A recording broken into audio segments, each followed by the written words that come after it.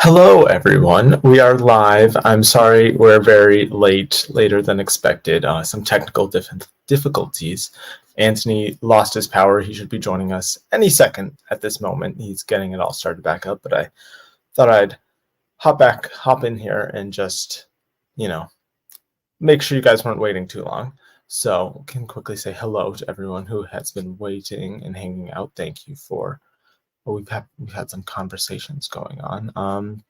A lot of positive reviews. Yes, yes. Oh, you've seen it. Yes, and Anthony has seen it as well, who should be joining us soon. And he also said she was great in it. Hey, Black Toad. Yes, and that will be our second topic today, NBR and Film Independent Spirit Awards. Interesting stuff going on there. So we shall see. But yeah, let's just start and see. Hopefully Anthony will be able to join us in a second, but let's start with the Film Independent Spirit Awards, the 39th to be specific. And here they are. Let's start with Best Feature, where our nominees were All of Us Strangers, American Fiction, May December, Passages, Past Lives, and We Grow Now, which I have not heard of. But yeah, I think the big surprise here for me was American Fiction. I didn't think that was I was unsure if it was completely eligible because of the budget cap, which I believe is now $30 million, but it apparently was. I was pretty surprised by that. All the Strangers make sense. May December makes sense. Past Lives obviously makes sense. There's a few things missing, like some smaller stuff. Oh, let's say hello to some other people really quick. Hey, Black Toad, Joel, Justin, Booby Muffin. Yeah, Power Loss is we'll see. He'll be here hopefully any second. He said he would be here in 1 minute. It has now been multiple, so we'll see. Hitman is going to Sundance. Yes, I saw that as well. We probably won't talk about the Sundance lineup just because I haven't completely been able to look over all of it. But yes, I did see that. I saw it at NIF. It's great film. I'm looking forward to. I don't know when it's going to end up hitting Netflix. I don't know if they think it's going to be an award season kind of movie. If they're going to like hold it for later in the year. But I imagine it'll probably hit like the first half of probably like spring of next year if I were to guess. But yes, very good movie. Just saw Maestro. It was great. Yes, I've seen Maestro as well, also at NIF. I'm not as high on it as a lot of people are. I thought it was good, leaning positive, but not incredible. But yeah, and We Grown Now is apparently directed by someone who wrote for BoJack. Oh, interesting. Oh, and here we go. Anthony has joined us. Oh Power my outage. God. Technical difficulties are just such a wonderful thing. They are. So are power outages. You know, it was snowing here earlier today, so I don't know if you had weather difficulties, but yeah. No, it was one of those things where, like, you know, those light switches that you turn I'll off pull it back and give you. and they turn off the entire like electricity for the house or like the power sockets. This is a crazy story. Yeah. Well, speaking of stories, Best Feature at the Film Independent Spirit Awards. We're just talking about it. All of Us Strangers, American Fiction, May December, Passages, Past Lives, and We Grow Now. What stands out to you here, Anthony? Well, I mean, first off, we grow now because I think that's one that hasn't been on people's radar. So excited to add it to my watch list. I don't know about you. I think this is speaking very, very well for May December and its upward trajectory. It's coming in all these different places, and I think that's very good for the film. Yep, it did very well here, as we'll get into with the other categories. But yeah, I don't think there was any huge, massive misses here. I believe was Holdovers eligible here? I think Holdovers was eligible. So it not making it here, I think, was interesting, even though it did make it other places. But yeah, overall, I don't think anything too major missing here. I think in terms of a winner, yeah, you're probably looking at Past Lives, if I were to guess. That or American Fiction could maybe surprise. But yeah. I'm interested. Did December get all three of their actors in? I believe they just got Portman and Melton. All right, so one in each. Okay. Yeah, one in each. I mean, I would consider that alongside Past Lives and American Fiction.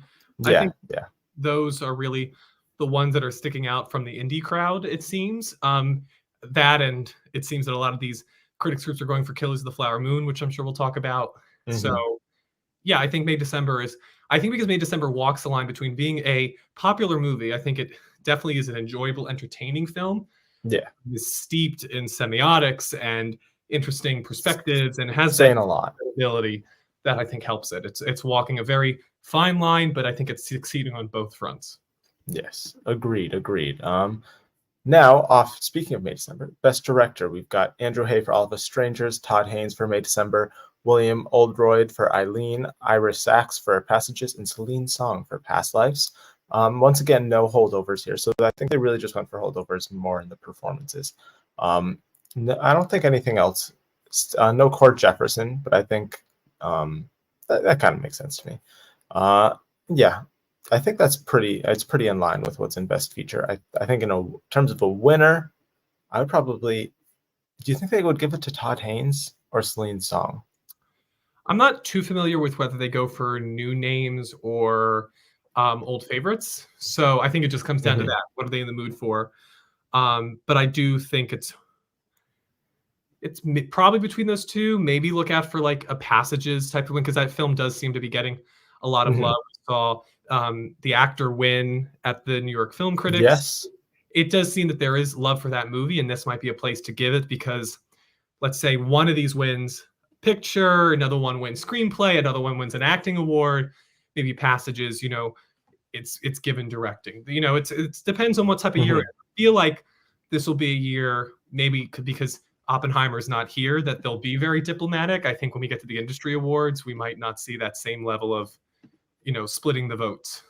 Yeah, I agree. But yeah, I think maybe if like May, December, we'll get into it, wins one of the acting categories, they could maybe give it to, and All of Us Strangers is very well directed by Andrew Hay as well. Maybe Celine Song. I don't think either Ira Sachs or William Oldroyd really have a huge chance at winning, but be a nice little surprise. But speaking of performances, now into Best Lead Performance, Jessica Chastain for Memory, Greta Lee for Past Lives, Trace Lysette, very nice surprise for Monica, Natalie Portman for May, December, Judy Reyes for Birth/Rebirth, Franz Rosowski for Passages, Andrew Scott, All of Us Strangers, Teyana Taylor, 1001, Jeffrey Wright, American Fiction, and T.O.U. for Past Lives. Got a double Past Lives nomination in there, which is incredible. T.O.U. is my personal standout of the film. Everyone in that film is incredible, but he was my favorite performance in the film, which most people I think it's Greta Lee, but I really enjoyed his performance in that film. And then there's some other nice surprises here. I have yet to see Monica, but it's a really, really, really good nomination. I know Trace Lysette really has been hoping for it to happen, and I was very happy to see it, because I was a little worried that it might not happen, but I'm very happy that it did work out in the end.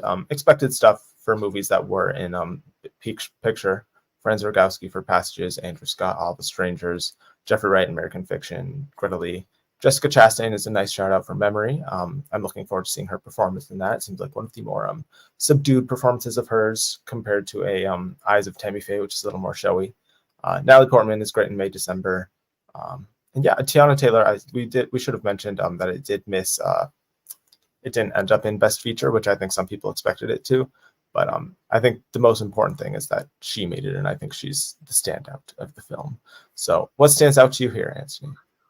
I think you hit really all of those topics. The fact that we have two past lives here shows the strength of that film. And I also think it's interesting as we kind of pave the way for what I feel like inevitably is going to happen, which is these combined acting categories, these non-genderless acting categories. This shows that films that, I feel like some of the believed thoughts about this is like, well, if there's one category, you're not going to nominate two performances from one movie. No, that's not the case. If they're both worthy, they'll get in. The same way that I think Ke Huy Quan and Jamie Lee Curtis and Stephanie Hsu probably all would have gotten in if supporting was combined last year. It just speaks to the people look at these independently, and everybody makes top 10 lists. So that's not going to be difficult when that's essentially what this is. Yeah. As far as a win, I'm interested what you think. Any places you're moving? I would say the win is probably between Greta Lee, Andrew Scott, and Teyana Taylor. I think those are the three who could win it. I don't know. I would probably. Did they give it to Michelle Yeoh last year? Right. I believe they did. I can't. feel like everybody gave it to Michelle Yeoh last year, so that's Yeah, just that's true. Michelle Yeoh holding award in hand. This is very easy Yeah. image to conject into my brain. I think I'm gonna say Andrew Scott for All of Us Strangers. I love that performance, so I'm gonna go with that. What do you think? Yeah, I think that's again with the categories being 10 people. They're all from films that we assume this group likes. It's very hard. I feel like I think with the Oscars and like a lot of those big industry awards, the industry is very predictable. Independent Spirit Yeah. Awards, not so much. Yeah, they are a little more unique in what they pick. Speaking of which, best supporting performances got Erica Alexander for American Fiction, Sterling K. Brown for American Fiction. There's another double nomination in the same category. Noah Galvin for Theater Camp is an amazing nomination. Great performance in that film. I'm happy gets a spotlight somewhere this season. Anne Hathaway for Eileen, Glenn Howerton for Blackberry, Marin Ireland for Eileen, another double nomination there. Charles Melton, May December, Divine Joy Randolph, The Holdovers, Catalina Saavedra for Rotting in the Sun, and Ben Whishaw for Passages. Pretty good lineup here. I think Dominic Sessa ended up in the breakthrough performance, so that makes sense of it not ending up here. John Magaro, I know lots of people were upset that he didn't make it in here.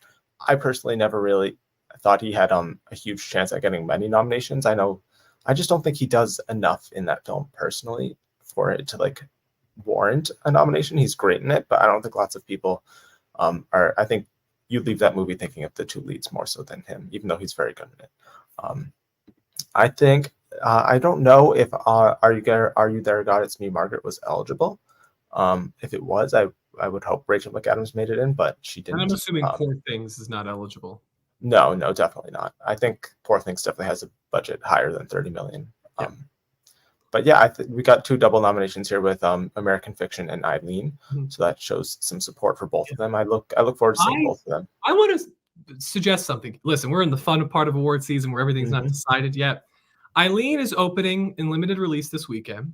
Anne Hathaway just appeared on Actors on Actors with Variety alongside Devil Wears Prada co-star Emily Blunt this morning. Yes. Do we think she is an Oscar winner in the supporting category?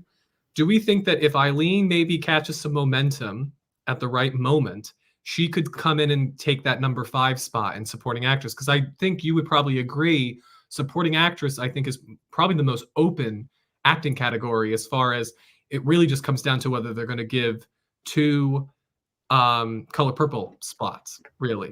Yes. And they decide to only go with Danielle Brooks, which I presume to be the favorite. And also having seen the movie, I think that is the clear favorite.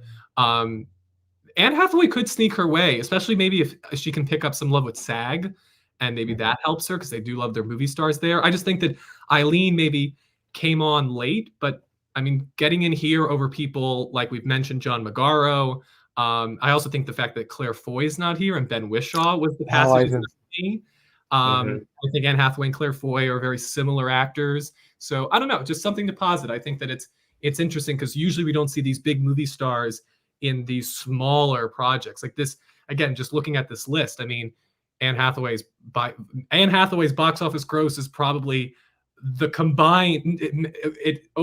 It's more than all the other 9 nominees combined. So it's interesting to see her among ensemble.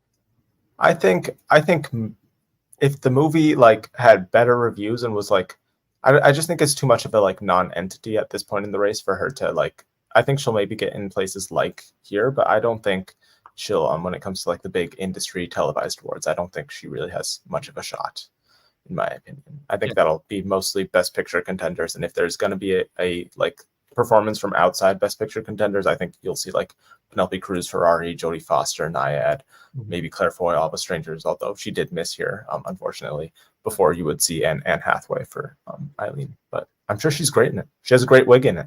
I'm looking forward to seeing it. And the movie is, it's not being paid. It has 71% on 86% on Rotten Tomatoes and then 71 on Metacritic. So it's I feel like if you're above 70 on Metacritic, you can be taken seriously. And I think if she's able to win here, maybe that's interesting. But I don't think she will. This is Charles Melton. Well, it does seem, especially because the Holdovers didn't do well in other top categories. I think I really think we're going to see a Timothée Chalamet situation where he's going to win every single indie critics group award, and then when the industry votes, it's just going to switch. Very similar to what happened with Laurie Metcalf and Allison Janney as well, the Lady Bird and I, Tanya. I think we're going to see the same thing happen with Charles Melton. Yeah, I agree. But yeah, it seems like the chat agrees. Charles Melton winning. Yeah, I think I do think Eileen is probably. I mean, it does have Neon distributing it, which it's not like it has like Bleecker Street or something behind it, so that helps. But I think Neon has priorities elsewhere. And let's see that for theater average too. I think that will be interesting. I think because also I don't know about you. I feel like a lot of the other there's a lot of times there's those like late discoveries, and I feel like we kind of know. I think that's what's interesting about Best Picture is that I think between the two of us, we've seen all of the contenders except for American Fiction, which we're going to catch this weekend, or at least I am. I'm going to try to. Yes. And so I think that I'm waiting. Like, what's our 1917? You know, what's our Hidden Figures? What's our movie that nobody? I think that's Color Purple. Yeah, I guess. I think I saw that. Were like, those were contenders that I think people like already like kind of expected to get in, but didn't screen until later. Yeah. But I think that's probably just the Color Purple this year. Because I think with Color Purple, maybe because it's the musical element, so we knew that it would probably be strong in craft, and that's why we put it in picture. I think because my thing is like Hidden Figures, I don't think anybody was putting in to their Best Picture lineup before the movie came out. I think that was definitely no, probably not. Oh, this is a box office hit, and it's actually a good movie. Let's put it in. And I feel like that's why. And I'm not saying Eileen's going to be that. I just think Eileen is the only movie that I'm looking at. And I'm like, that movie hasn't opened yet. It has some stars, and the fact that she made it on this list, and again, there are such clear nominees that didn't. It's interesting, especially because again, she's an Anne Hathaway. She doesn't need this. Like, she doesn't need this sort of nomination. That to me tells me, oh, they really think she's great here. I think this voting body really liked the movie, given how Mare in Ireland also got nominated. But there's not really any crossover at all. I don't think that Academy voters will. I think 90% of Academy voters, when you say the movie Eileen released this year, they'll be like, "What is that?" I don't think most people will be very aware. When I read those blind Oscar ballots, I'm just like, "How are you in the film industry?" Yep. I doubt most of them will even have seen all 10 of the Best Picture nominees. But yeah, unfortunate. And worth mentioning, Poor Things has a $35 million budget, so it just missed. But yeah, that is incredible for how it looks. It looks like it costs a lot more, but it did not. But yeah, I think we both agree Charles Melton is probably winning this. Yeah, I think it's such a unique character, and he's the soul of May December in many ways. So yes.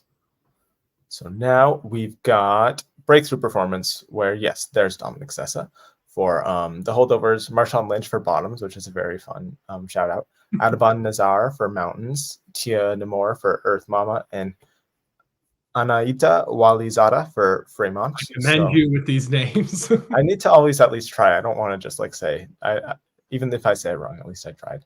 But yeah, 3 performances in movies here who I haven't heard much about, so it's nice that they're now getting a spotlight on them. I will now have to look forward to each of them. Marshawn Lynch and Dominic Sessa. Marshawn Lynch is a very fun nomination here. He was, obviously not an actor, football player turned actor, but yeah, he did a very good job in that film. So I guess it's technically a breakthrough performance. And then I think the obvious winner here is Dominic Sessa for The Holdovers, who is crazy. That's his first film, but he did very good in it. He was, I think, at the school that they were shooting at. Yeah. That's how he found out. That's crazy. Yeah. What a story. It is. Very, very crazy story. So pretty easy win there. He'll get to give a speech, which is nice. Not most people get to give speeches throughout award season. So at least get to give a speech. Best screenplay, American Fiction, Birth, Rebirth, Bottoms, The Holdovers, Past Lives. Some misses here. No May December is interesting. I would have thought that would have Sammy Birch, and it's not a he, it's a she. Oh, there it is. Best first screenplay. Never mind. Yeah. I forgot that they did that category. Even more impressive. That's crazy. Yeah, I've just been more impressed with May December in like looking back on it in reflection. It's such a great script. I may have bumped it up to my number 1 of the year. But I think I finally have taken your word. And as far as my personal, calculations, I've moved Barbie to adapted screenplay, which means that I think May December is the best Or I yeah, agree. moved it to The best adapt. original screenplay. Best original screenplay, I do think is May December. I think what is interesting about this category is what the trend could be for the rest of the awards is that Cord Jefferson is just not going to be considered in the directing category because they're just going to give him screenplay. And it's going to be a very similar trajectory that we saw with Sarah Polley. It's like, we're going to give her screenplay, so we're not even going to consider them for directing, which I think is ridiculous because often they are worthy of that. Sarah Polley was definitely worthy of that last year. But I mean, that's who I think probably has a good chance at taking this also because I think they're not, it's not, Celine Song could get directing votes and screenplay votes. And I think that she could gets split. Yeah. And I don't know. I think the fact that, I don't know if this is a factor, the fact that it isn't Alexander Payne behind the holdovers, I don't know if that like hurts the voting chances for it. Then Bottoms and Rebirth, I think, are like the win is the nomination. I don't think they really have much. So yeah, I'd say American Fiction will probably win this is because it overperformed as well. I didn't expect it to get two supportive performances. Yeah, so they liked it. They liked it a lot. So I would agree. Best screenplay for American Fiction. Best first feature, another place where Celine Song or Cord Jefferson could win, but they weren't nominated. I don't think they're. Because it makes feature. I don't think they're allowed to make first feature. Is the rules. Other Roads, Tastes of Salt. I saw this back at last Sundance. Very good. Not much of a story, but it's very well made. Chronicles of a Wandering Saint, Earth Mama, 1001, and Upon Entry. I would think that this would go to 1001, if I were to guess. Yeah, I mean, I wouldn't count out the dream team of Barry Jenkins and Adele Romansky producing All Dirt Roads, Taste of Salt. I probably think it's between those two. But I think the fact that 1001 also has an acting nomination means that they have their eyes on it.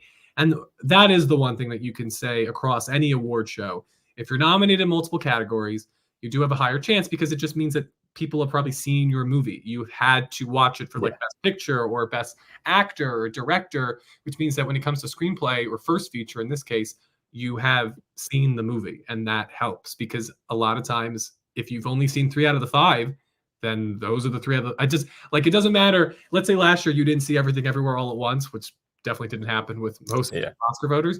But if you didn't see it, it's probably not going to be, you're not going to give it the award blindly. You're going to pick between the 3 that you did see. So I think that helps 1001.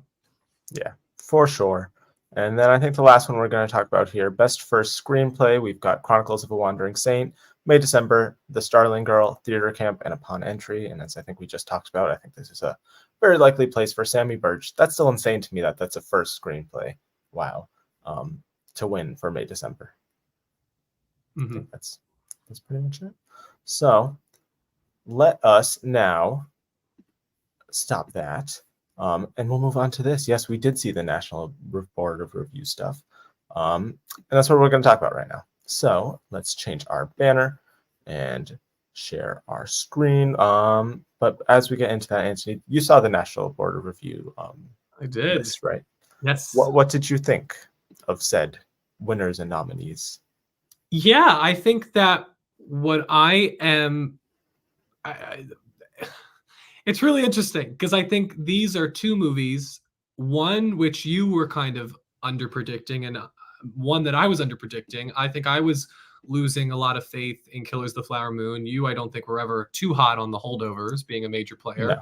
And those were the 2 movies that I think came out of this looking the best. I mean, new acting and screenplay for The Holdovers, and Killers getting their best picture, best director, and Lily Gladstone, who I will admit, because of this, I am moving back up to the 2nd place position behind Emma Stone. Oh, okay.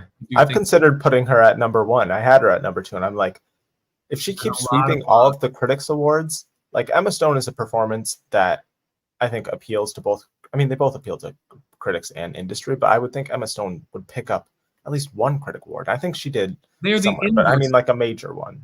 Absolutely completely different type of performances, and it's so like crazy that these 2 are going to be going head to head because Lily Gladstone is so reserved with such restraint and so just haunting, and meanwhile Emma Stone is this showy force of bravado. It's such it's really interesting to put the two up against each other and seeing what are we more in the mood for. I do think what helps Lily Gladstone above everything is that this is where Killers of the Flower Moon can really get some love. However, we're seeing that it isn't the only place it's getting love.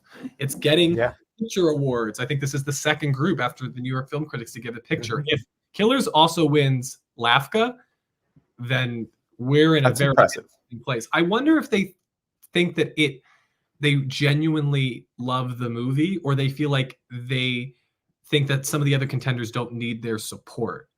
I think they genuinely loved the movie.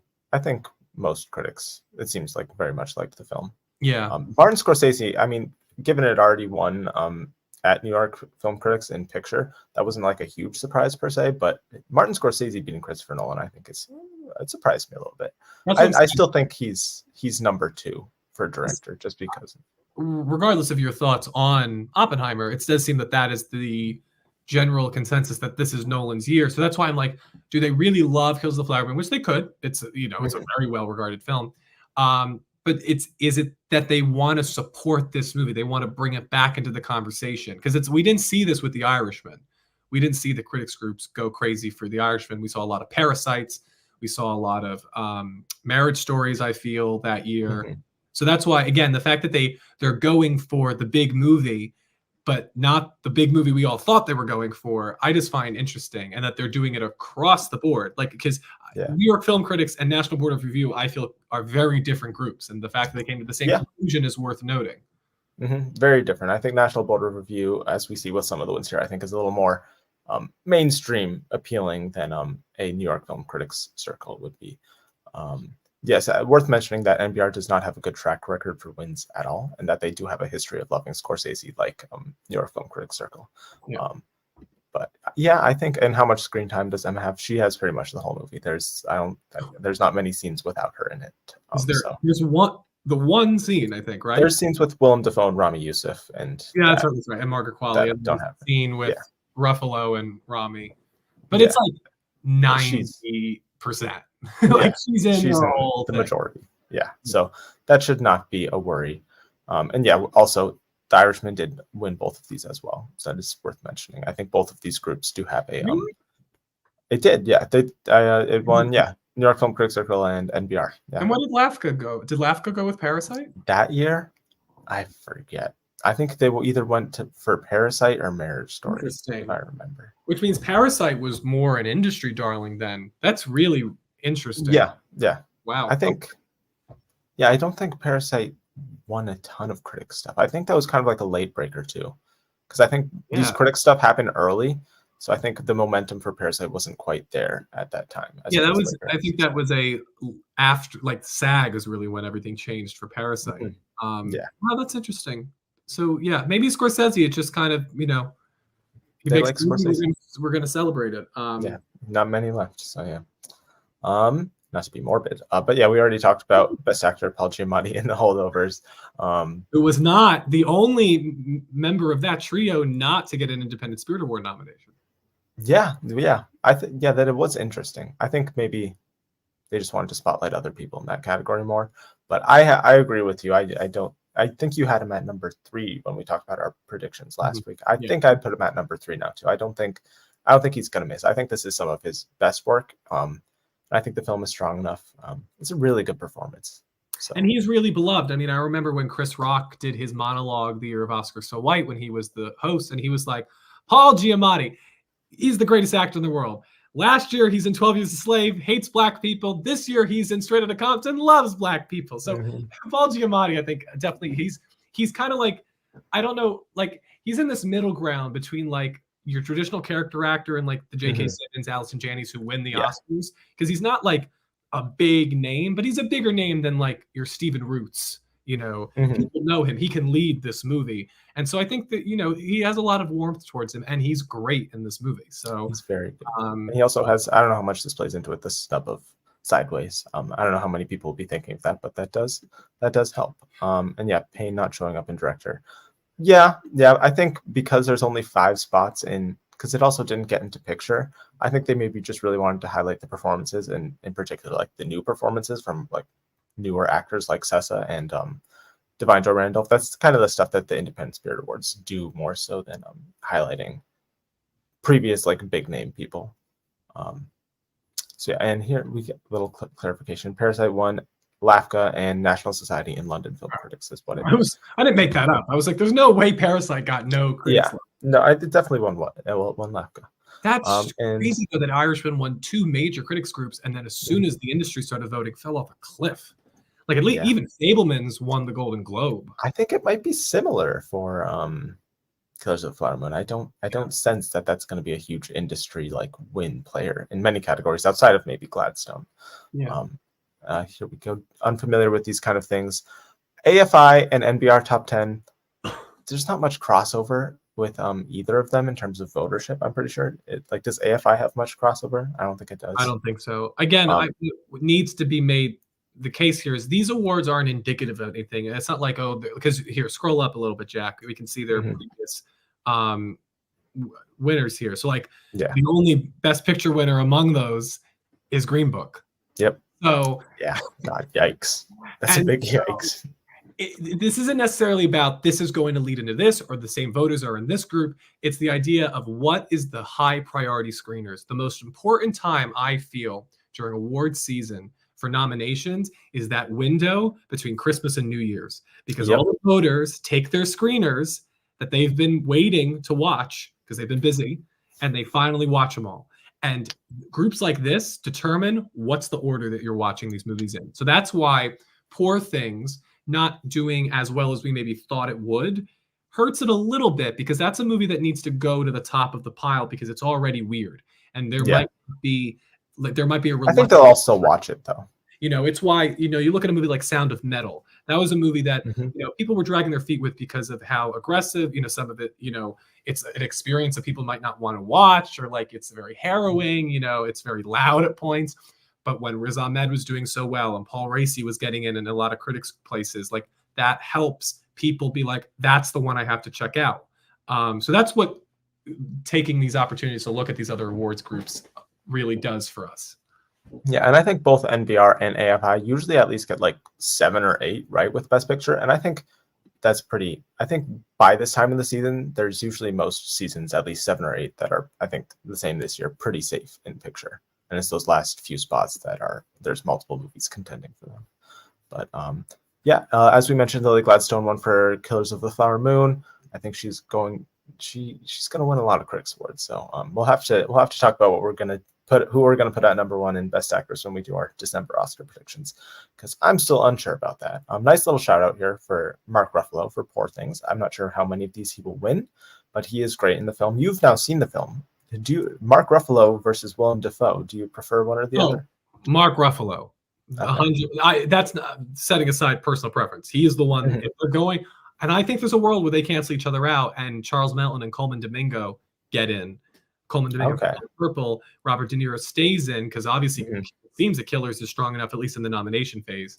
I think there's a world where they cancel each other out because Willem Dafoe doesn't have the screen time that I think is necessary, and he doesn't really have a scene. And he doesn't have a scene. And Mark Ruffalo is despicable at points. Like, he's not a character that you necessarily want to root for or vote for.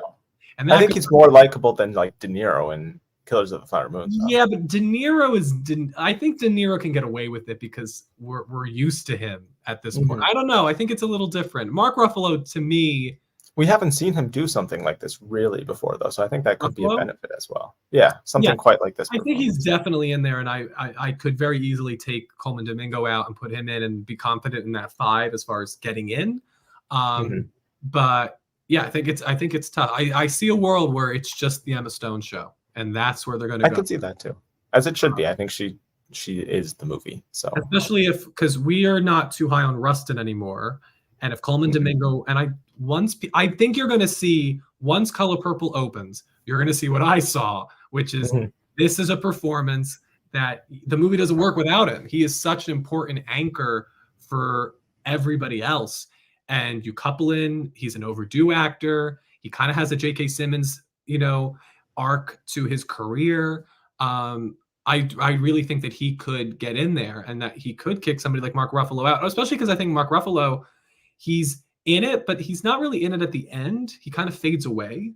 Yeah, like the third act, he's not there. Like I think Mark Ruffalo dominates the second act, and then Willem Dafoe and Rami Youssef are more in the first and third So act. we'll see. I think it depends on how much they really do love Poor Things. You know, Mark Ruffalo and Margot Robbie, I think, are very similar actors, where it's like they like the movie, but are they going to go crazy for the movie? Because to me, they would be indicative of a Jesse Plemons type of nomination for Power of the Dog. If they really love the movie, then those actors will get in. If they're, they like it, but they have their other favorites like Oppenheimer, maybe Killers of the Flower Moon, The Holdovers, then maybe they just missed the cut, Yeah. And the Brian Tyree Henry sneak in. Charles Melton. Yeah, and as we talked about, best original screenplay, Holdovers, adapted screenplay, Poor Things. I think both of these are in win contention for the Oscars. I don't know about Poor Things winning, to be honest. I think we have a better shot of Oppenheimer or American Fiction winning there. Whereas in original screenplay, I think I could really see Holdovers winning, especially if Barbie moves to adapt it, as I think it will. I think that's really Holdovers versus Past Lives or May December. So I think Holdovers is the strongest of those. It comes down to what gets in for Best Picture. You don't have Past Lives in. No. But if, let's say, Past Lives gets in, May December doesn't, then maybe that is... But even then, Holdovers is going to be stronger. Because I think this is the thing. If May December gets in, and let's say Charles Melton really starts to rise, maybe he can't take over Downey, but there's a lot of love for May December. If all three actors get in, then May December could end up taking Best Screenplay. I think it could. Yeah, it's definitely the more daring work, I feel. I would agree. It's my favorite, as we both mentioned, it's my favorite original screenplay of the year thus far. And then quickly, breakout performance, Tiana Taylor, 1001. Love to see it. Incredible performance. Directorial debut, Celine Song, Past Lives. Animated Spider-Man, International, Anatomy of a Fall continues to sweep in this category, which is not going to be nominated at the Oscars. So, as I think the chat mentioned a few minutes ago, France fumbled that. Documentary still has been winning a lot of these categories. I've seen some people say it's not eligible for the Oscars because it was nominated at the Emmys, but I don't think that's true. I think it is still eligible. But either way, I don't think it will be nominated because it's the front runner, and that's what happens in documentary. You and that statistic. It's what happens, though. It's what happens. So. I think this is interesting with the cinematography nomination or win. We have one person for two. And a lot of times how this works is, I know this is how it works for LAFCA, and I think this is how it works for the other groups, is that, so let's say, for example, it's probably more likely that he got the win for Killers of the Flower Moon. Yes. One of the members can then motion to add Barbie to that win because it's the same person. And a lot of times they will, because people are, not only does both movies probably have fans, but likely, it's a way to honor the person's career, their year in their career. I mean, I feel like the only times you're not going to see this happen is like Matthew Lee Batik, if anybody wanted a motion to put Venom on the same year as a star. That's not probably going to happen. No. When you have two movies that were in their top films, a lot of times it does. I'm interested to see if anybody does it with LAFCA, if Lily Gladstone ends up winning, which that would be the trifecta of National Board of Review, New York Film, LAFCA. If she can win there, I'm interested if anybody will motion to add The Unknown Country to. That's true. That's true. Yeah. Let's see. I think most films have screeners out. Maybe something like, as we can mention here, Iron Claw won Best Ensemble, which I think is big for that movie. But I don't know how many. I think there's still screeners out for that too. So I think if you have access and you're a voter, I think you've got access to pretty much every movie. I think Origin, Aquaman. Origin might be the one. Origin. Which I don't think that's a player at all. We're in an award season where the Ava DuVernay picture doesn't have the screeners figured out, but I do think that might be the one that, because I think we would see Ingenue Ellis Taylor getting in more places. And potentially Ava DuVernay. I still think, I really do think that we have a locked 4 for director of Christopher Nolan, Greta Gerwig, Yorgos Lanthimos, and Martin Scorsese, and that 5th spot is up for grabs. And it could go to Alexander Payne. It could go to Jonathan Glazer. It could go to Cord Jefferson. It could go to Justine Triet. It could go to Celine Song. It could go to Ava DuVernay. There are so many people. It reminds me of Best Actress 2020, 2019, when you had a very clear Saoirse, Charlize, Scarlett, and Renee. And that 5th spot had like 5 people going for it. Yep. And there's a lot of options for a director. But I agree, those 4 are, I think, pretty safe. I mean, I think this is also should win an original screenplay just for that. And I think worth mentioning, American Fiction did. We can go into their top 10. It didn't even make their top 10 films, so it didn't do very well here. And it seems like that kind of film might appeal to this voting body, but I don't think there was screener issues with that film. I think that film's been seen. But yeah, I mean, interesting. Their top 10 is Barbie, Boy and the Heron, Ferrari, Holdovers, Iron Claw, Maestro, Oppenheimer, Past Lives, and Poor Things. So yeah, and I mean, Killers of the Flower Moon is their number 1. So this is their number 2 to 11. And remember, we don't know what came in second for a lot of these awards. I know that American Fiction doesn't show up in their top films, but also a lot of these are strong. Ferrari is an interesting pick. Iron Claw is an interesting pick. But, those haven't opened yet. And a lot of people. So is The Boy and the Heron. Yeah. But even I put animation in a separate, because if they go crazy for an animated film, that speaks more to them wanting to honor that medium. It's different when you have like these features that generally are going up against each other. But yeah, I mean, American Fiction, maybe there was this is maybe where there was a screener issue because it is, it has. I don't know that. And maybe they just like it. I don't know. But I wouldn't speak too much into it because I also think that I don't know. It's not the type of movie that, frankly, if anything, this National Board of Review, I don't think it's that worthy. No. No, I think American Fiction is still a huge contender overall. I think it could win multiple. It could win picture and adapted screenplay, and it'll get Jeffrey Wright nominated. It's more what gets it. Like what I think is more interesting is that they obviously loved Killers of the Flower Moon and Poor Things. So going with the Lake Gladstone, that's what's interesting. It's not what gets omitted; it's what actually gets awarded. That I think is And as Yellow Gal mentions, NBR has snubbed eventual Best Picture winners before, which they could have. I think American Fiction could very likely win. So nothing too serious there. But yeah, that's pretty much it for the major stuff at National Board of Review. Let's get to what you've all, I think, come here for. Our Golden Globes predictions. The nominations come out on the 11th of December. This upcoming Monday, really our first like major nominations, not from like critics groups or the Independent Spirit Awards. Televised. And our first televised ceremony. Yeah, so let's get into it. Let's start with Best Film Drama. Let us add that. There we go.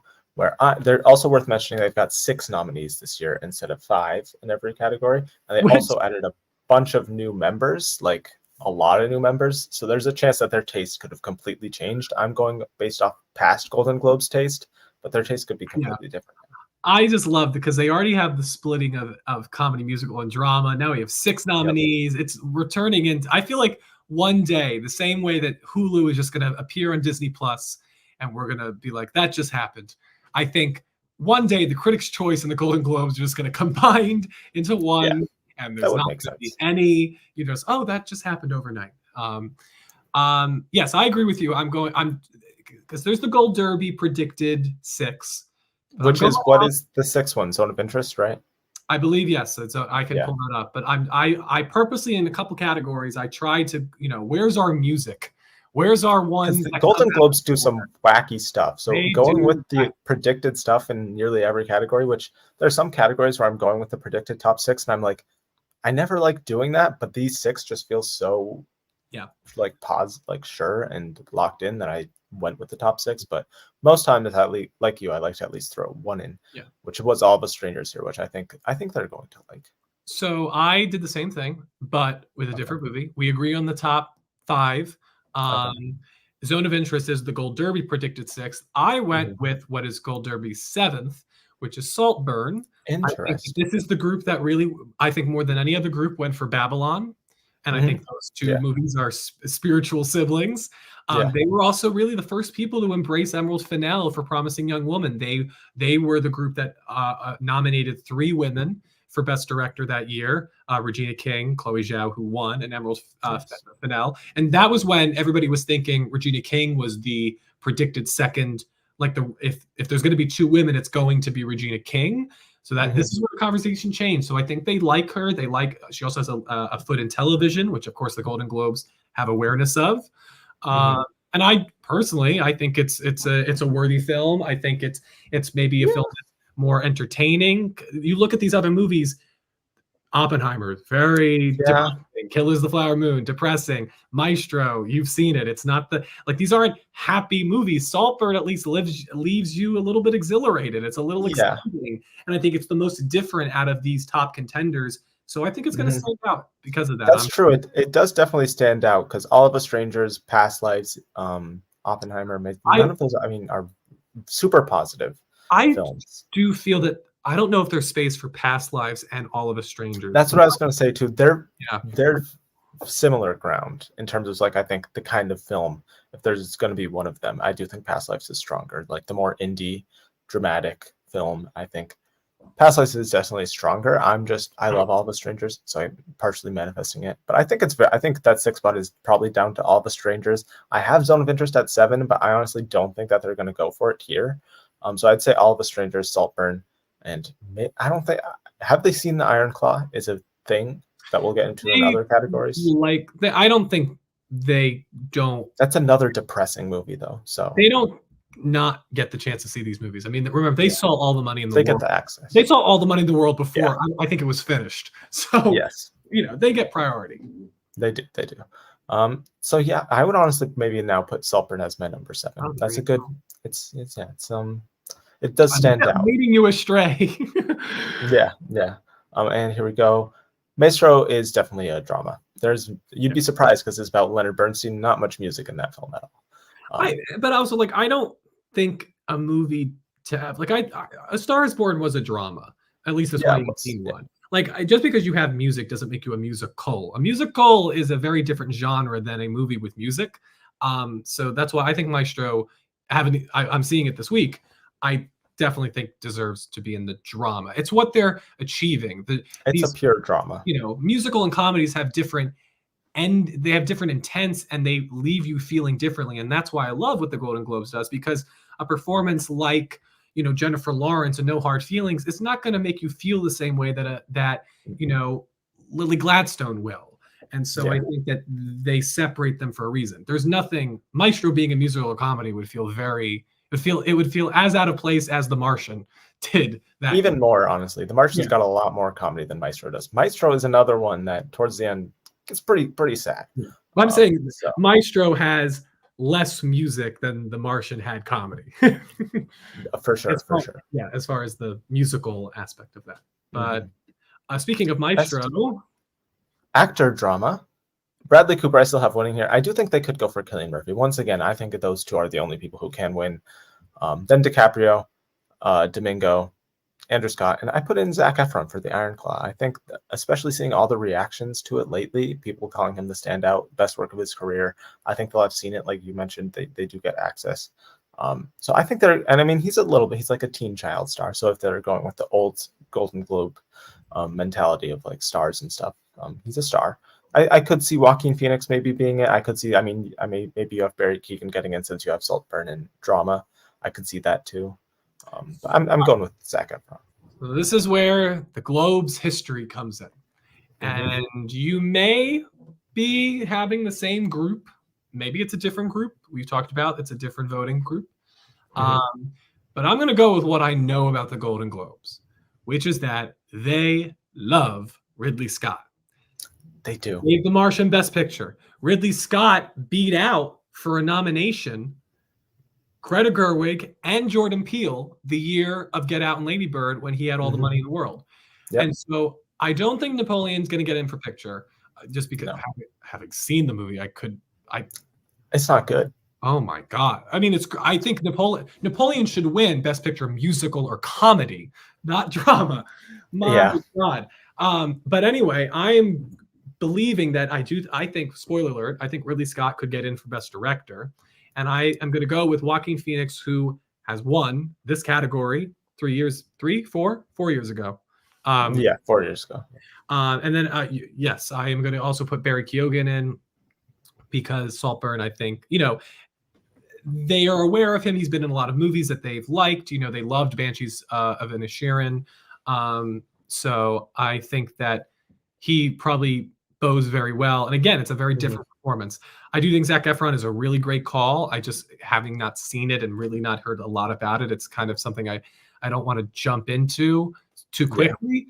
But also, he is a name. They tend to go for the names. That's why I think Andrew Scott really is hurt. If they don't like All of Us Strangers, he's not really a big enough name to go up against. Even I think he's probably on the same level as Barry Keoghan. And at least Barry Keoghan, Probably. they've seen Dunkirk, they've seen Banshees of Inisherin, they've seen movies with Barry Keoghan. They've nominated him before, yeah. So I think that Andrew Scott, his best hope is that they've seen Fleabag and Sherlock, if you even remember, go all the way back. Yes. So I worry about him here. I think he has a better shot at getting the 5th spot at the Oscars. And Oscars, than here. Yeah, because Paul Mescal didn't get in here either, I don't think so. And they're very similar, I feel. Barry Keoghan. I don't know if I said it wrong the first time. I was just at an event with Emerald Fennell, who I might even be saying her name wrong, but she said Barry Keoghan.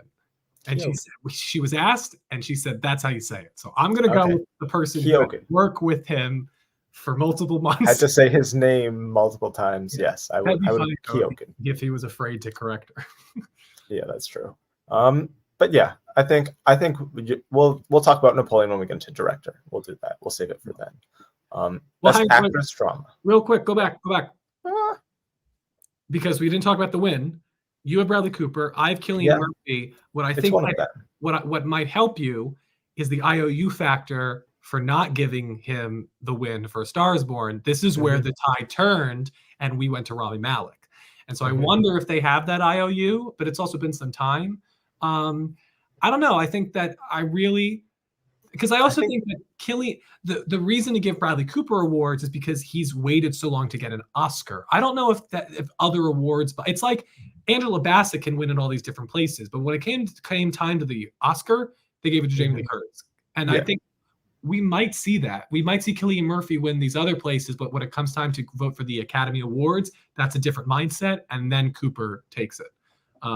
Just something to think about. I just think that they're going to like Maestro a lot, this voting body, and I think they're going to want to, because I think we'll get into director. I think they're going to like everything he does in that film, and they're going to want to award him somewhere. Whereas I think Oppenheimer, they'll probably award elsewhere, is what I'll say, without spoiling stuff. And also, yes, Adam Driver could weirdly happen. As mentioned, he did get in for White Noise, but I think if anyone gets in for that film, it would probably be Cruise before Driver.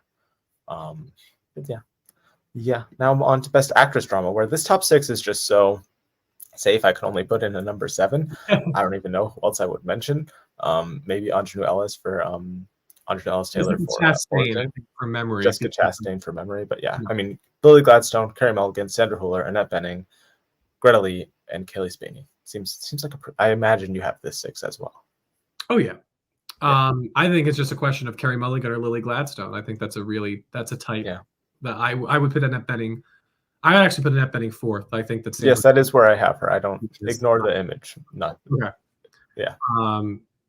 I think it comes down to how much I love Maestro. I think Carey Mulligan could just be that sort of, if Lily Gladstone is too restrained and Emma Stone is too bawdy and too bold, Carey Mulligan could walk that fine line in between and take it. So, and I know Emma Stone's in this category, but we'll see. I think she has a better chance. I think they'll want to give it to Lily more than anyone else. I think for Maestro, I think they'll want to award Cooper more so than Mulligan. Mulligan's great in the film. I think honestly, she might be the standout for me. But I think most people who have seen the film, it seems like Cooper is the standout. I just think that Gladstone narrative, I think they're going to want, I mean, especially with the Globes, the voters seem to think about who they want up there giving a speech. I think you want Gladstone up there giving a speech more than, no offense to Carey Mulligan, but Carey Mulligan giving a speech. Potentially. I think it's a shame because Carey Mulligan gives such great performances, but it never seems as if she's giving the performance of the time. Yeah. It's a shame. Yes. She's very good in it, though. And I think she'll get another Oscar nomination, but another loss.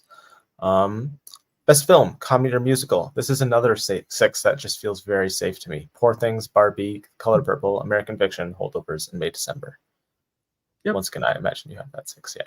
Definitely. Win, I think it's probably those top 3 are the only ones who could win, because the Globes do love musicals, so I wouldn't completely count out The Color Purple. And then Barbie, I mean, that could probably win in maybe their new category that we'll talk about. And then Poor Things, I think they could maybe go for that. I think they went for Banshees last year. Yeah, but they went for Green Book over The Favorite, which is why I'm going to lean Barbie. Not that Barbie or and Green American Fiction, are synonymous, but I think there is a lot of respect for Barbie, especially in a comedy category. You can have the Barbenheimer duo win.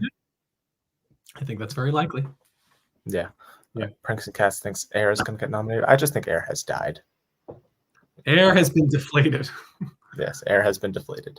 But not in all categories, because this is slim pickings here. So Matt Damon can still get in for Air here, with Paul Giamatti, Jeffrey Wright, Timothée Chalamet, Nicolas Cage for Dream Scenario, and Gael Garcia Bernal for Cassandra. Did you see Dream Scenario? I have not seen it yet. No, I'm sure he's great in it. I saw it over the weekend. He's great, and I thought it was such a big surprise. I thought that movie was really fun and inventive and creative. I had a great time. So I'll be happy to see it get. Again, this is where the comedy musical category really shines. Our only disagreement is I think just go with the name. Michael Fassbender, Next Goal Wins. I also think that having seen the movie, it's not remarkable, but it's not offensive in it's not even a music type of contender. I think this is I look at Michael Fassbender and that screams Cate Blanchett and Where'd You Go, Bernadette? And so I think that's true. He'll probably get in there. It has probably a better release date from a better Oscar. And you mentioned they love Ridley Scott. Maybe they love Joaquin Phoenix in Napoleon, but they're like, that category is just too packed. I'll throw him in for Beau is Afraid, since he had he did have a great performance year. He's great in both of those. Wow. He's better in this film than he is in Napoleon. I will disagree with you heavily on Napoleon. I don't think he did a bad job per se. I think he did a bad job. I think he did okay, but let me put it this way: there is clearly certain lines that he was directed to deliver, in a certain way. So it's not all him, but I was baffled by that performance. And again, I love Joker. I'm not against Joaquin Phoenix. I actually came around on Beau is Afraid. But my lord, Napoleon. Well, that's the much better performance. If they're going to nominate one, I would nominate Beau is Afraid. Definitely Beau is Afraid. But I don't think that's going to happen. If the day Beau is Afraid gets any industry love whatsoever, I mean, I think it's definitely production design contender. As for it me, should be. And I think Patti LuPone for supporting actress definitely. I can't wait to do our picks. Yes, I think they'll be very different from what these places go for. Yeah. But let's see. Paul Dano for Dumb Money, maybe, but I think that movie kind of died, and kind of like Air. I mean, even more so than Air. It's dead. Yeah, and unfortunately, Paul Dano's on an act. He's like Carey Mulligan. People don't tend to look towards them and save these little films that they do. Yeah, I do think the win again, Giamatti and Wright, just whatever mood they're between those two. Yeah, I think it's whichever film they like more. Honestly, I have Wright currently. Yeah, I could see that. And we do have some Napoleon fans in here. I think it's doing pretty well at the box office. So I think some people do clearly like it. I just don't think it was for either of us, personally. No, at all. I'm still interested, honestly, though, to see the 4-hour cut, just to see how different it is. Because I've given that movie 2.5 hours. I will never get back. I've never felt that way where I've wasted time. I was like, what am I doing here? Except making House of Gucci look way better in comparison. It felt longer than if you did a double feature of Killers of the Flower Moon and Oppenheimer. So. Oh my God, yes. Yeah. And I didn't even love Killers of the Flower Moon. Yeah. Killers of the Flower Moon has a pretty good pace. I mean, Oppenheimer has an incredible pace, which is why it's going to win editing.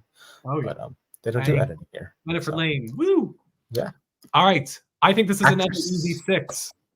This is pretty. Do you have my number 6 of Stone, Barrino, Robbie, Portman, Lawrence, Bailey? I like your 6 better because I had. I was thinking you would, because you liked that movie. I love Halle Bailey. I mean, she is still in my personal top 5 of just Best Actress. I think it's a remarkable performance. You should have her in here then. They've never done. I have Julie Louis-Dreyfus because I think they love her. They gave her wins. They would give her movie nominations the same year as Veep nominations in television. I don't know, and I think Who would they rather have there, though? Julia Louis-Dreyfus again, or Halle Bailey, who's in Color Purple and Little Mermaid, having a great year? might already be there. That's again, Will I don't she? know. And I love the movie and I love her. I But think I'm it's just gonna go with my conventional wisdom. And I don't wow. think it really it's just I Can't don't see believe I'm more positive on the awards chances for Little Mermaid here than you are. no. But the other five feel pretty safe. I Oh mean, yeah. Jennifer Lawrence. I think that what you're saying about Julia Louis-Dreyfus will apply to Jennifer Lawrence. And I'm sorry. If Halle Bailey gets in, that is the strongest category this has ever been.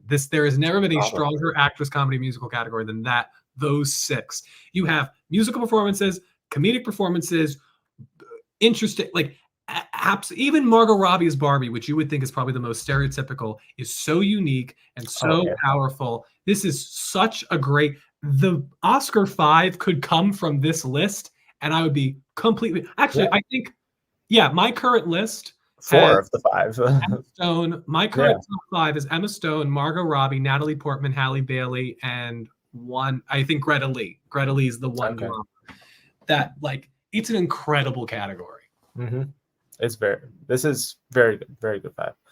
This category usually could be slim pickings. That's where you get a Cate Blanchett for Where'd You Go, Bernadette. But this year, very competitive. And in terms of the win, I think it's going to be Emma Stone, but I could see Fantasia Barrino if they love the Color Purple doing a surprise, maybe. But I don't. I wanted to say, I think this is finally the impact of the Me Too movement. Like, we're finally seeing the projects, because it was kind of hurt by COVID. We're finally seeing the projects that came out and were developed in 2018, 2019, and the acceptance of these sort of movies. I think that's what's really attributing to this year and all the Best Picture nominees having female leads or female co-leads. I think we're finally catching up to where when Frances McDormand said inclusion writer during her speech in 2018. Yes, we're getting it. I hope this is the future. Yeah. I think the majority of Best Picture films this year will probably be female-led. I think. If I don't know off the top of my head, but I think probably.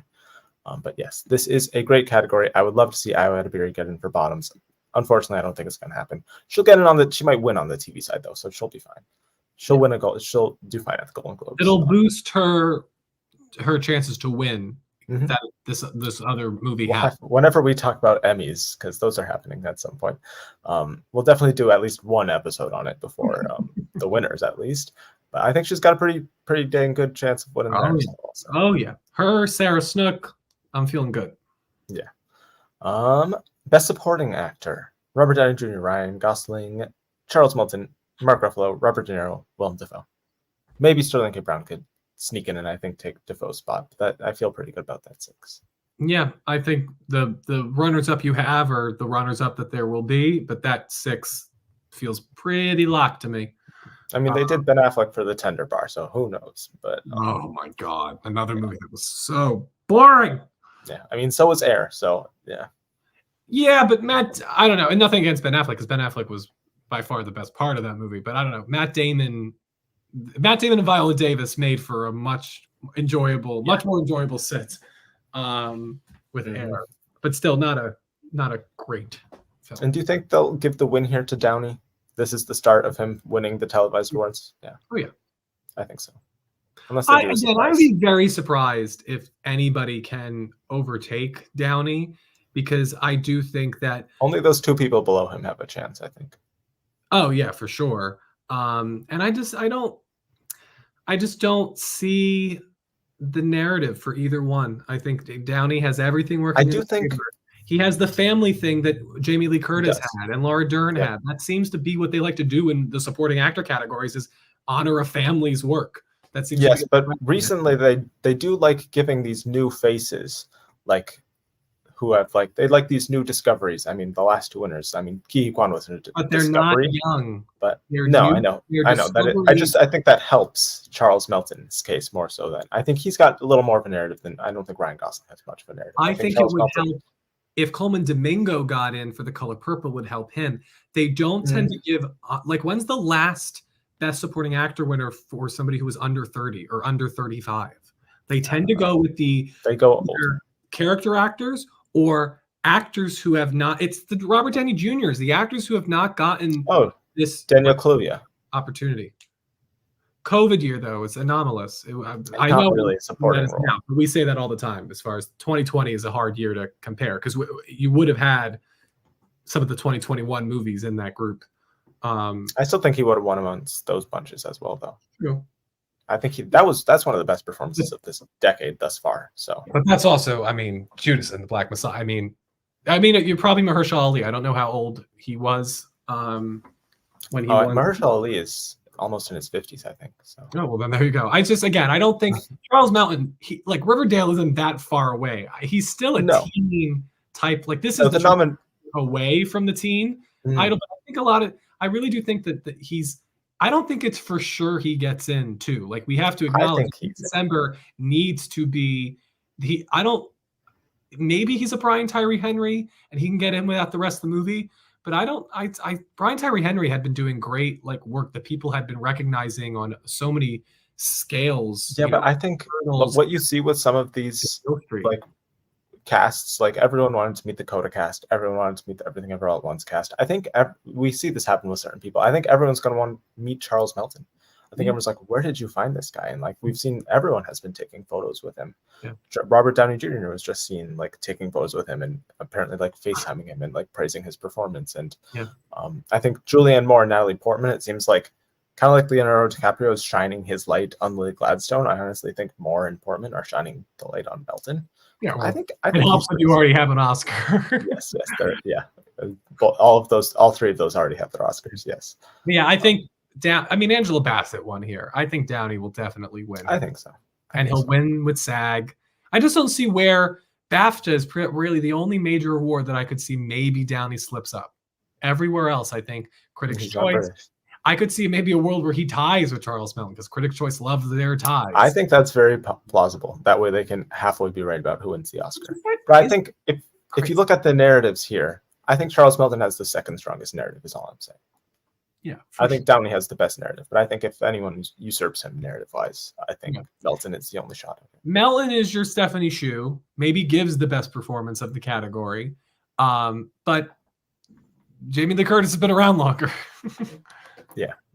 And that's why he will probably win. And yes, Melton is, out of all of these, for sure, my favorite. I think he's my favorite supporting performance of the entire year thus far. He's up there. So, yeah. I think both Julianne Moore and Charles Melton are up there with Blunt and Downey for me, with Dominic Sessa in the ring as well. That's not a supporting performance, though. Dominic Sessa? Yeah. He's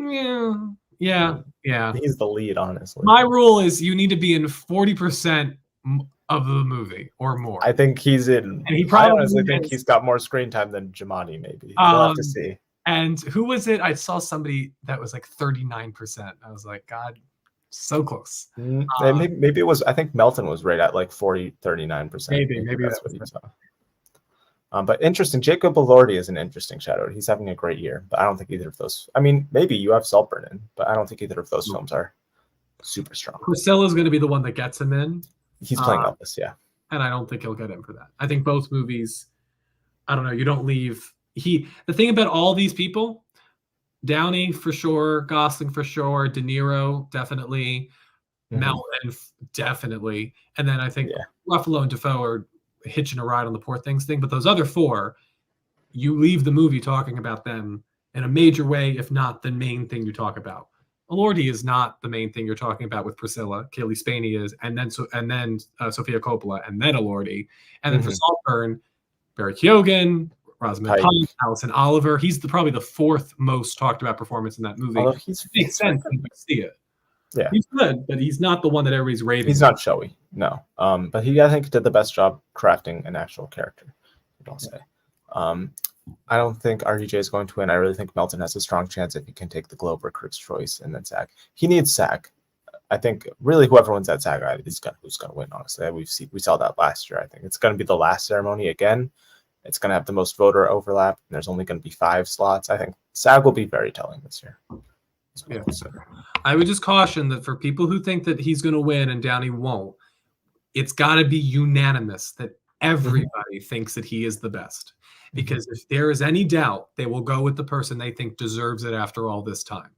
You know? And that's why it's a very interesting race. It's a very interesting race, very different competitors. I do think it's hurting Ryan Gosling. I think Charles Melton is tearing away and becoming that number Ryan 2. Gosling isn't out there either. Melton's out there. So is RDJ. I haven't seen Ryan Gosling at anything yet. So I don't know if he's going to start popping up, but I don't know if he's doing something. I wonder if Gosling looks at this like, this is my Wolf of Wall Street, and I'll win on the next one. Yeah, maybe. But yeah, I think Mark Ruffalo is also giving now that you've seen a very similar performance, honestly. And that hurts him too. That hurts. I think Downey and Melton are the most different unique characters that we see in this category. Yeah, and Melton is really the only one who's like completely sympathetic out of all of them, is what I'll say. Yes, but that supporting actor is where you find those devils. It's where you find your Anton Chigurhs. Lately, it's been the sympathetic people, though. That's true, but a lot of times they're fathers. Yeah, neither one. Well, Charles Melton is a father. That's true. He is a father. Yep, he's a father. Very interesting. Very interesting. Father. They like going for fathers lately. He is a father, so good for him. I didn't even think of that. I'm very happy to see how his star has risen. He's a great actor. I'm looking forward to what he gets next for his big role after this very much. Best Supporting Actress. Danielle Brooks is going. Divine Randall has been winning the critics stuff so far, similarly like Melton. I think now this is where Brooks is taking the lead and winning the first televised award. Gives a great speech. Other nominees are Emily Blunt, Julianne Moore, Jodie Foster. They like Jodie Foster. I mean, they got nominated for the Mauritanian. She won for the Mauritanian. Yeah, exactly. And I was really unsure about that 6th spot. I said America Ferrera for Barbie. I think it could be Penelope Cruz, or it could be both the Color Purple girls or Viola Davis. But I think I just don't think Air's happening. But Rosamund Pike also won for I Care a Lot here. So, well, not in this category though. She won Best Actress. No, but yeah. And I think wasn't she nominated for A Private War as well? I believe she was. They like Rosamund. They like her, and if they like Hopper, she could be in there. And maybe I personally, having seen Color Purple, I think Taraji P. Henson will also get in there. It's a real strong trio in the same way that you're going to see Giamatti. Well, I guess you're not going to see all three. Sesa probably will not. I don't know. I think Taraji P. Henson. If Danielle Brooks wasn't as strong, then maybe you would get one, and it would be Taraji P. Henson. Because they're both strong, I do think that they will both get in. I have my eye on America Ferrera, though, because Barbie was a big hit. And I think Rosamund Pike, if she's going to hit anywhere, it's going to be with this group. And maybe she takes the Jodie Foster position, because those two feel very similar nominations. It's a very, showy performance, too. She's very funny. Maybe I will go with Rosamund Pike. I'm considering it now, too, honestly. But I don't think I'm going to. But you have the same top 5 and then Rosamund Pike, probably. Yes. I have the same top 5 in Taraji. Oh, and Taraji, yeah. Okay. Taraji's great, and she's one of the just brighter, optimistic parts of the movie. Like, she's such a joy when she's on screen, and she doesn't have to, suffer any of the abuse that the other characters do. Mm-hmm. But she gets a number that is just incredible. Yeah. And I do think that she's paid her dues, too. And she won for Cookie with Golden Globes for Empire. So they like Taraji P. Henson. Yeah. I should probably have her in there. And Rosamund Pike, my 6th, I don't think I'm going to have America Ferrera in there anymore. But I'll probably put in Taraji. But Rosamund Pike is an interesting proposition. Okay. Best Director, 6 spots here. Christopher Nolan is winning. Then you got Scorsese, you got Lanthimos, you got Gerwig. Those 4 are all safe everywhere, pretty much. Yep. You got Cooper for Maestro, because I think we saw Regina King get in here before. They're, unlike the director's branch in the Academy and the DGA, they're not as anti-actor turned director as everyone else seems to be.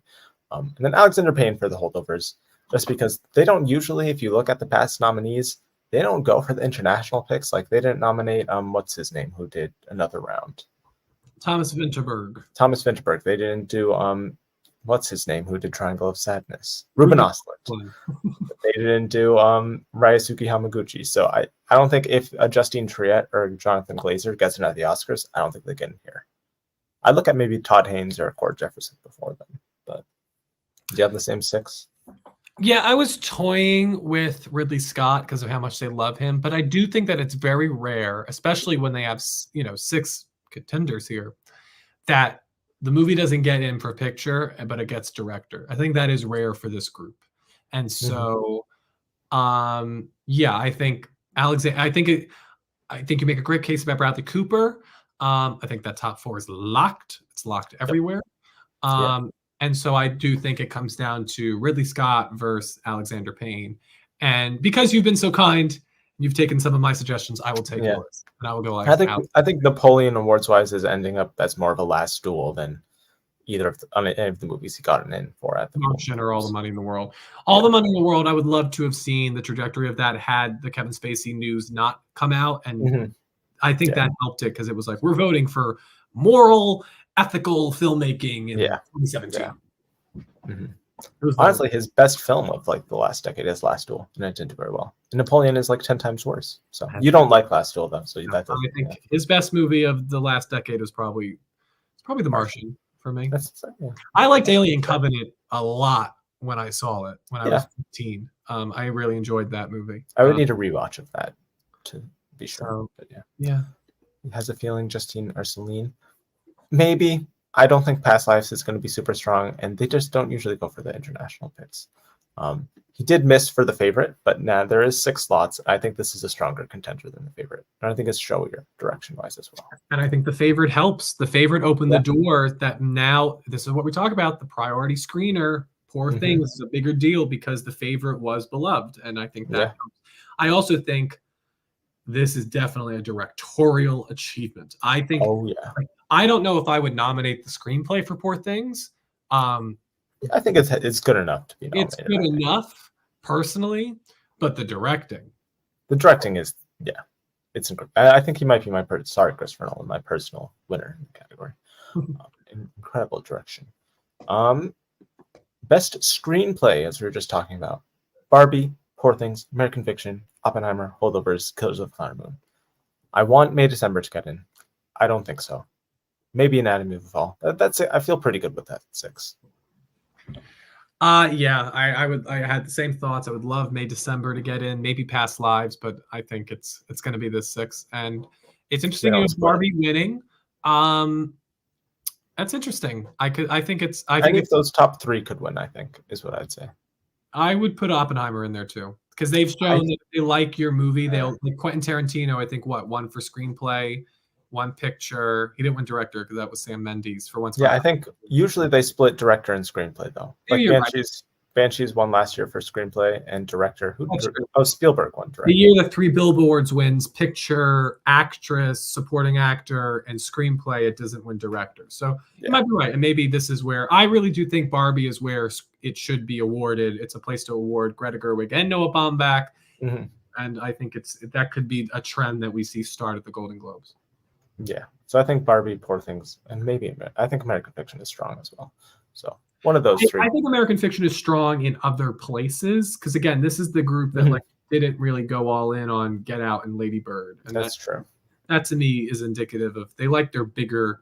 They like the celebrities, and Cord Jefferson is not a celebrity. Nope, he is not. So now, original score. No visual for this, unfortunately. Oppenheimer, Killers of the Flower Moon, Poor Things, Elemental, Spider-Man Across the Spider-Verse, Indiana Jones, and the Dial of Destiny. Past Lives could get in, Society of Snow could get in, but I feel pretty good about this 6. Yeah, it looks pretty good. Again, keep your eye out on the other original or the only original musical among this, which is Wonka. We know it's probably going to get in for Timothée Chalamet. Could it get in other places? That's true. It's possible. I think Indiana Jones is higher than Spider-Man, but I do think Spider-Man is the more deserving. I've thought that as well, but they've unlike the Oscars, they've nominated Pemberton before. So truly.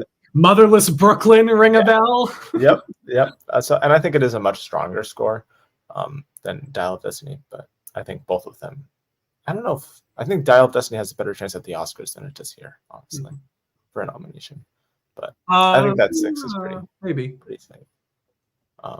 And win is probably just going to be Oppenheimer. I guess. Yeah. Yep. But I would agree with this. Poor Things is my favorite score of the year so far. It's a wacky score. I would love to listen to it apart So- from the movie because it's Yeah. still fresh for me. Yeah. All right, can we talk about what's gonna? Oh, not yet. I don't know if we're doing. Not yet. Are we doing a song? Original song? Yes, we are. Yes. Okay, good. Then we can talk. Animated feature: Spider-Man Across the Spider-Verse, Elemental, Boy and the Heron, Teenage Mutant Ninja Turtles, Mutant Mayhem, Nimona, Super Mario Bros. Because when a movie is a big hit, they usually put it in here. They've done like the Minions movies before. So. They have. And Wish is a flop. What? Did they do? I think they've. Did they do? They've done like not Minions, but like the Despicable Me movies. They've done. I know they did Despicable Me too, but the Oscars also did that one, as they should have. Because I think they've done other ones. Okay, I'm not debating because they did Frozen 2 and The Lion King 2019, and those are things the Oscars didn't touch. So I think it's true, and I think it comes down to Super Mario Bros. Versus Wish, and Wish might have a little bit of just. It's weird to call that original. It's got negative energy on it right now, though. Yeah, I guess it helps if you were successful and well. I mean, it has negative energy, but it has a higher tomato score than Super Mario Bros. It's an interesting thing. If this is the PGA, then Super Mario Brothers, 100%. And Mario is getting it at the PGAs for sure. So it's interesting, but I agree with you. I think Netflix is usually strong here now, so Nimona is probably very likely. Also, that's getting at the Oscars too. I think. And Elemental is definitely the Disney of choice, but I agree. I mean, it's coming. I feel it's Spider-Man versus Boy and the Heron, and I think Boy and the Heron is probably just too weird. I'm pretty confident that it's Spider-Man. Did it won? Didn't it win New York Film Critics? And it got but the critics like the weird stuff. It could. Hey, this is the group that gave it to Missing Link over Toy Story 4. Yeah, but that's not weird. That's like voter fraud or something, probably. If I'm gonna guess. Not to throw allegations at them, but original song. Yeah, not quite yet. Box office achievement. Oh, more important than original song. I'm sorry. Box office achievement is the money. That's the achievement. It should just be the top 8 films of the year, which I don't think it will be. But I think obviously Barbie's going to win this. The second half of Barbenheimer will be nominated. Mario Bros is the second highest grossing movie of the year. Spider-Man's a big hit. Hunger Games was a surprising big hit. Guardians was a big hit. Taylor Swift higher somewhere. Yeah, because I have her at 8. Is holding on, but Taylor Swift had a bigger opening, like had double the opening of Hunger Games. So yeah, I mean they're doing 8 nominees here. And they want Taylor Swift to come to the category. They want her to come. Yes, and I think they may give her the win, but either way, I think she's definitely getting nominated. I feel pretty good about this 8. It's no Why are they doing 8 for this? I don't know why. More people to come to the ceremony. I have no clue. I don't think Mission Impossible has bomb energy around it, so I think that hurts it. Yeah, but it still could be. They like Tom Cruise, so they could put it in instead of John Wick. Yeah, that's true. Taylor the win, maybe. If she promises that she's going to attend the ceremony and give a speech, then maybe. It's such a stupid category. I don't mind if she wins. I mean, I agree. Stupid category. And no Renaissance, because I don't think it will be eligible in time, at least. Because you have to have made, I think, at least 100 million domestically. Is that the rule? I think that's the rule. They have some sort of box office rule. Stupid. Where's Zack Snyder in the Speed Force? That needs to be here. I think all of his films are Netflix originals now, so they make no money. Remember they that? The Oscar. Oh my god! I don't want to remember that. But I was looking up Jennifer Hudson. I was like, when was she an Oscar nominee in 2021? Oh, because I'm telling you that shouldn't count. No, that doesn't count. It's on IMDb. What do you want from me? IMDb needs to fix that because that's not a nomination. Oh Lord! But all right, can we talk about original song now? What was I going to say? Oh, for the Netflix films are eligible in this, by the way. Apparently it goes based off of like ratings or something. I don't think a Netflix movie will be nominated, but apparently it's based off ratings. Mr. Roma. I don't know. But I think, do I have any more visuals in this category? I think, yeah, that's it for the visuals. So I didn't have time to make a visual for, what's it called? Original song. So we can remove that, go back here, and we can just add a little banner for original song. Who do you have as your nominees here? Obviously, What Was I Made For? I'm just kidding. Well, I think the 3 Barbie songs, Wish, You think they're going to do all 3 Barbie songs? In a year of 6, yeah, in a category of 6. I don't think so. Well, But what you do can you keep think going. of the 6? I'd have. I don't think.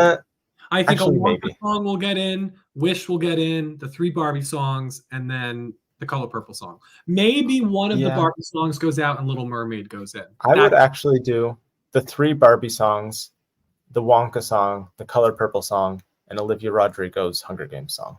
Ooh, that's good. All right, hang on. Okay. Okay. We're doing because Gold Derby doesn't have this open, so we really can't do this. Gold Derby. All right, I'm gonna do What Was I Made For? Win. It'll be one of That's my winning everything. tonight. I met her today. She's wonderful.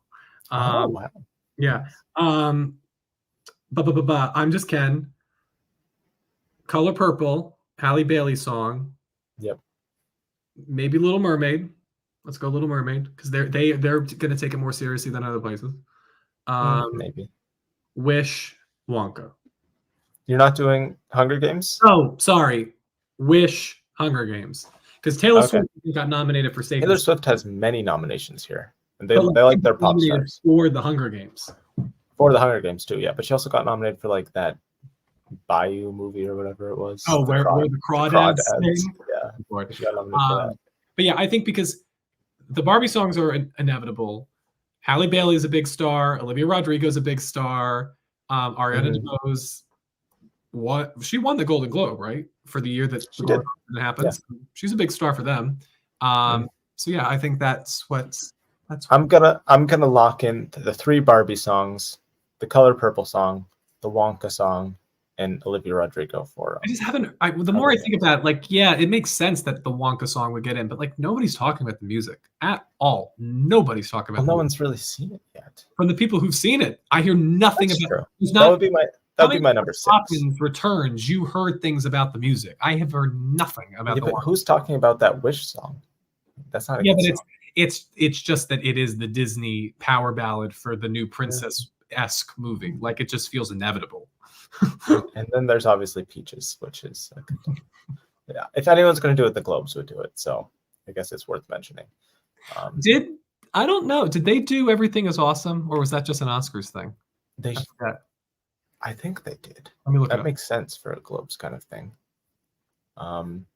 And also, they do international, which is also not on Gold Derby for some reason. So. If I had to pick 6 for international, I'd probably do Anatomy of Fall, obviously, because it's eligible. Zone of Interest, Society of Snow, The Taste of Things, Teacher's Lounge, and I'll do Perfect Days because I'm hearing really good things about it. So I'm gonna wait until Gold Derby tells me my options. I don't. Will Gold Derby add that? Maybe they will. But yeah, I don't know why they don't have score or feature available yet. I don't know.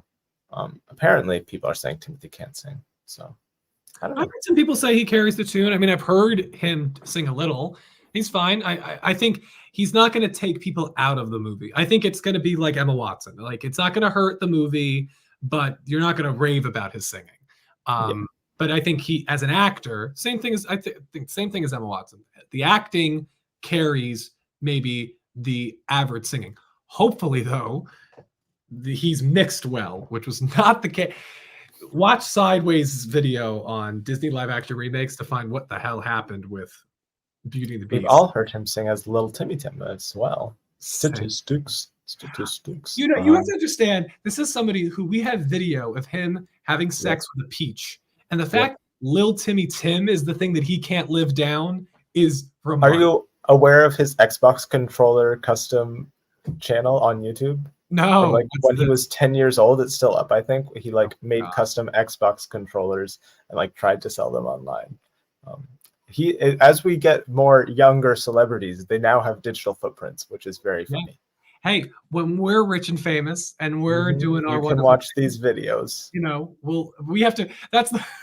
I've actually had to worry if we ever have a career, we're gonna have to. Aaron Sorkin will never. All of these, I know. Yeah, Aaron Sorkin hates me because I hate being the Ricardos. Yeah, oh God!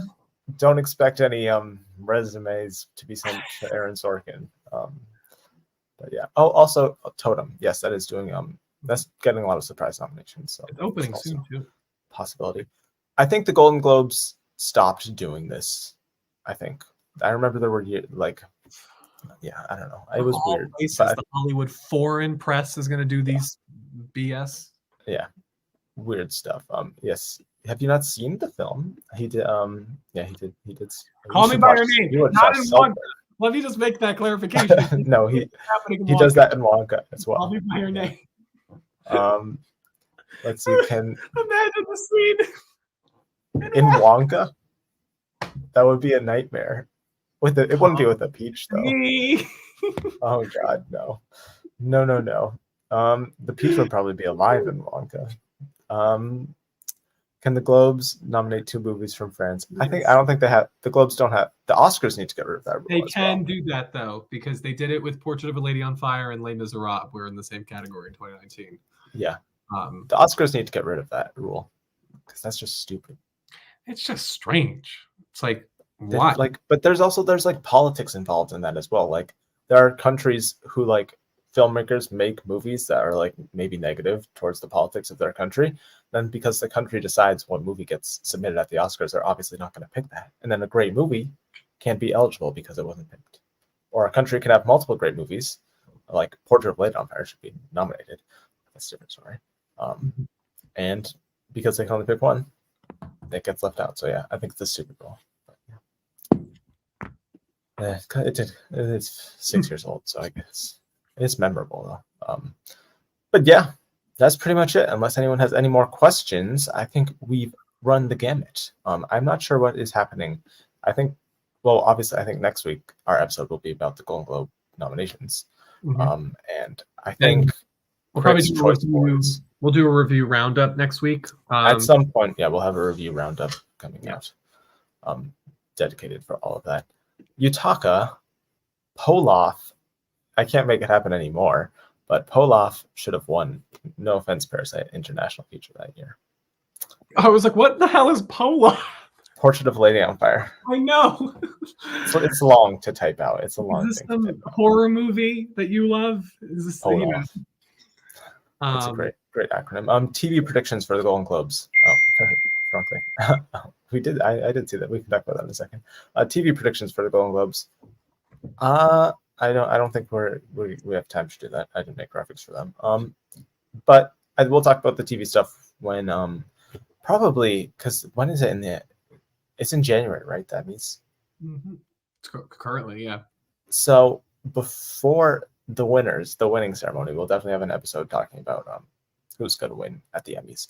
But Golden Globes TV, I think expect like the Bear, because it's completely different seasons as the Emmys too. Like people are going to be winning for the Bears season 2 here. That's and true.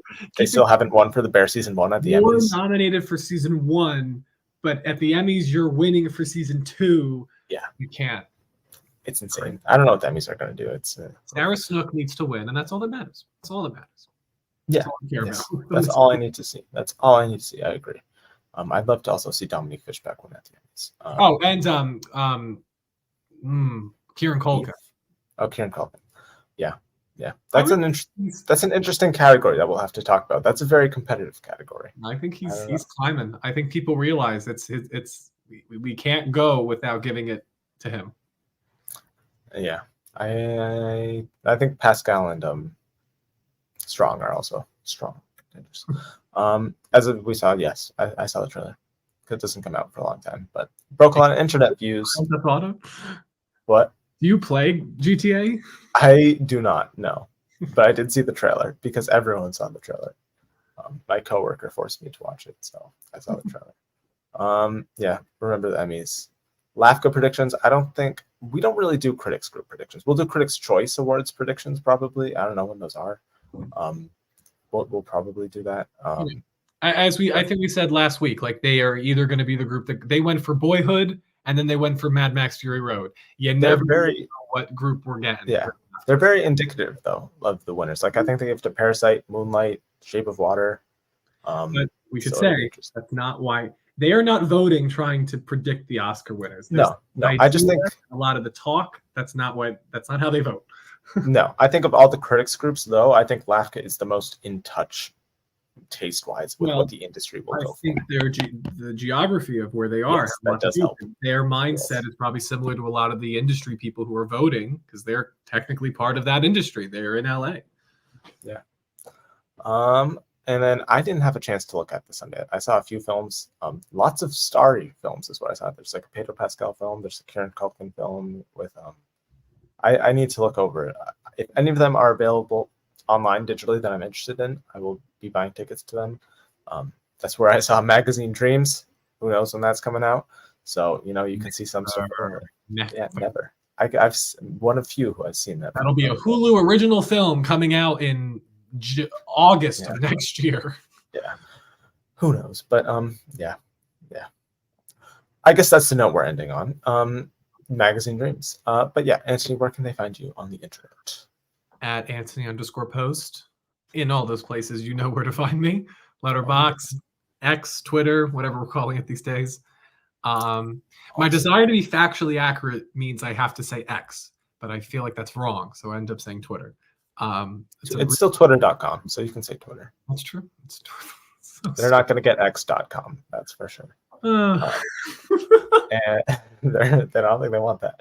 And they'll give Magazine Dreams like a very silent streaming drop is what they'll do it. Yeah. I think they're just waiting for the case to like over. The movie, if I think it was called Billionaire Boys Club that had Kevin Spacey in it.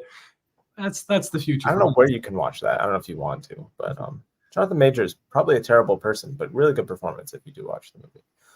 He's a good actor. But yeah, you can upcoming videos. We'll have a review roundup. I'm Thursday or Friday. I'm gonna have my Maestro review. I promise. I've had it sitting in Premiere Pro for ages, so I promise it'll be out there. Next week we'll talk about Golden Globe winners. We'll have Golden Globe nomination reaction on Monday.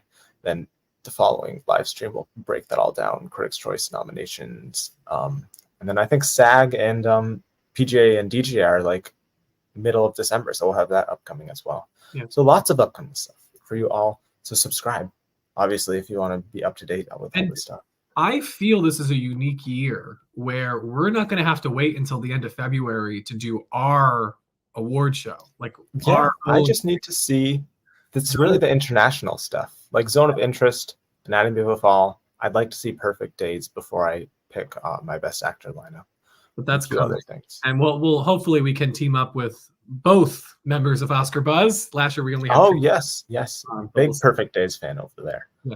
Especially if we can get the two of them, then we could do it tomorrow between the four. Yeah, we would have everything covered. Yeah, I think we'd pretty much then have everything. I think Zone of Interest and American Fiction, but those will be very soon anyways. So I have to rearrange stuff. I'm gonna try and see American Fiction on Saturday.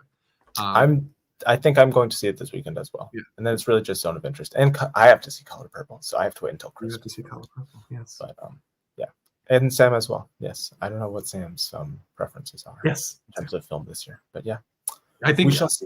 He loves Poor Things. We saw that video. Check that video out on the channel when you guys got at it from NIF. Oh yeah. Yeah. He did love Poor Things. We ran into upcoming Oscar nominee, the composer and the costume designer on our way out. I don't know how I've seen it's been 24 hours now since I've seen the movie, and I definitely like the movie, but I don't know how you could leave with thoughts. Like that is a movie that you need to sit with for like. It's a good movie to discuss like right after you've seen it though, because there's a lot to talk about. It's a lot. So yeah, well, in the review roundup that's upcoming, we'll get Anthony's thought on that film, and I'm sure you've seen Maestro and all that stuff. That we'll get into. So yeah, expect that video probably soonish. Maestro review, and then live stream next week where we'll cover all that stuff. So thank you all for watching. Good night to everyone. Thank you for attending. We appreciate all of you very much, and we will see you for the next live stream. Goodbye.